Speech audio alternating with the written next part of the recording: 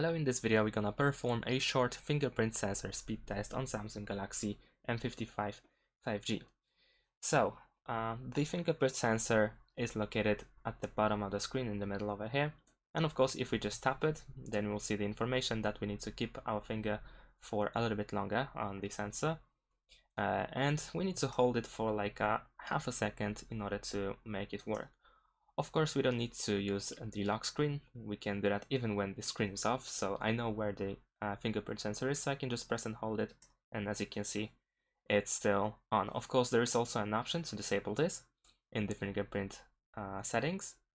But it works pretty good. It works quite fast. If you hold it for like a half a second, then you will easily unlock your device if you set up the fingerprint properly. And that's it. Thanks for watching. Leave a like and subscribe to my channel, and see you in my next videos. Bye.